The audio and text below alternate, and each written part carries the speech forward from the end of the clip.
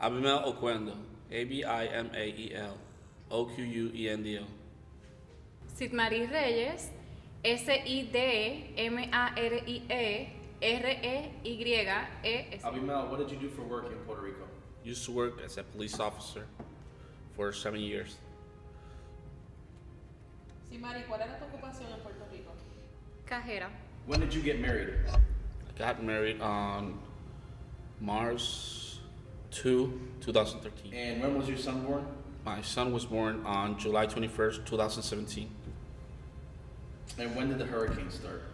The hurricane started on October 20, 2017. Avi, when you heard about the hurricane that was coming directly to Puerto Rico, what did you do? How did you feel? Well, I felt scared at first because I have a family. I had to protect my family, but I had to work too.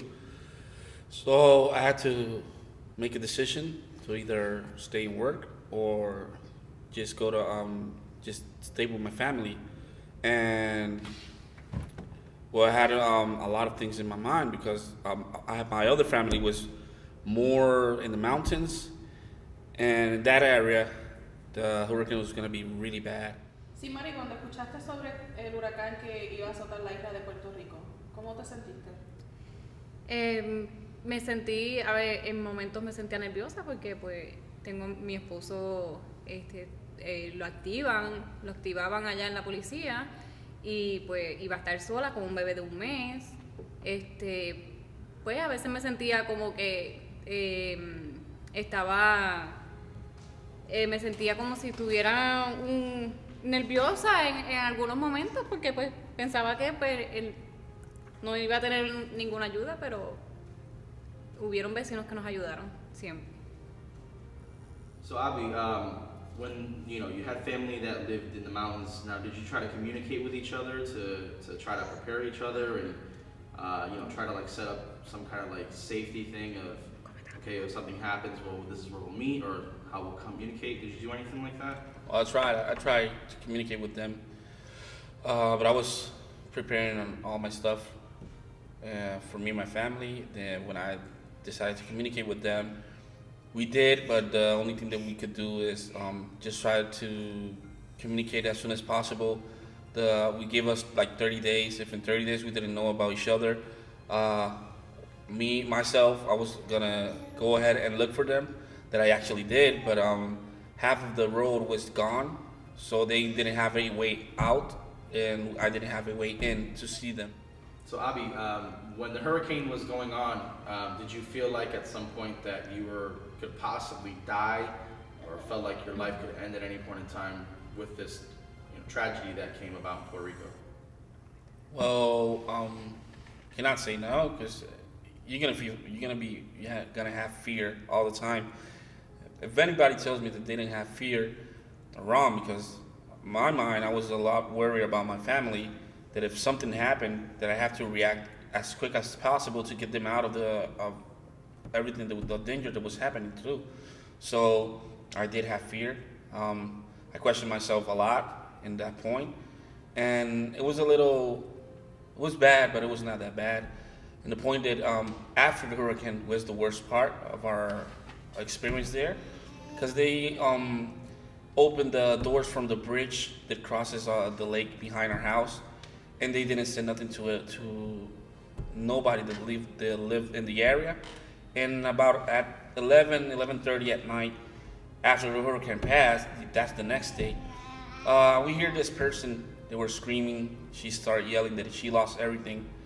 And as an officer, so I'm practically 24 hours 7 the police officer. So I took a chance and went outside. I asked the woman, I said to her that I was a police officer, that she was okay. And she started screaming that she lost everything, her family was in danger, that the water was coming in. And I said, well, water is coming in.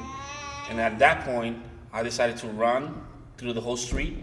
And that is when every time that I went a little further in, the water kept going in up to my chest, and I started seeing people running with their kids up in their on top of their heads because the water was getting in all the time, getting inside all the roads. Thank God, the only house that I could say that the water didn't get in was my house, and my neighbor's house. Those are the only two houses. All the other houses got water inside. Even one of my coworkers, he died trying to save his son, and he and his son died, drowned in the water, and that was the dangerous part of everything. That was the worst part about the hurricane passing through Puerto Rico, because after that, everything was really bad, really bad. Avi, after the hurricane, the day after, how was life after that? Well, after hurricane, I went aside. I tried to communicate with my family from the United States. I actually did. Right after hurricane, I think the company that I was in the with the cell phones was the only company that has signal, like in several spots. So I had a spot that I had a signal. I called my mom, let her know exactly after hurricane passing, that I let her know that I was okay. Y sí, Mari, ¿cómo fue la vida después del huracán? ¿Cómo pudieron encontrar comida? ¿Cómo encontraron la situación después que pasó todo? Pues después que pasó todo, que salimos a ver qué había sucedido, encontramos muchos palos frente de la casa, comenzamos a limpiar los alrededores, la comida, pues nosotros no habíamos suplido bastante, y entre los vecinos pues nos comenzamos a ayudar, cocinamos unos cocinaban, otros daban la bebida, nos reunían, ¿no? Formamos como una familia. When did you make the decision that it was time to leave Puerto Rico and move to the United States? Well, my decision was because my wife, she had to stop working. She had to quit her job, actually, because we didn't have nobody to take care of our son. And since we didn't have nobody to take care of our son, my whole family was over here. She had to quit her job. Sí, Mari, ¿cómo te sentiste al saber que ibas a venir a Estados Unidos y dejabas tu isla y tu familia atrás por razones del huracán María? Bueno, me sentía triste porque toda mi vida he estado con ellos. Dejar de verlos era como dejar un pedazo de mí. Que me sentía triste. So Avi, after this whole experience you've been through and you know, moving out here to the United States, leaving Puerto Rico behind, leaving your home behind, how important do you think faith has played in a role?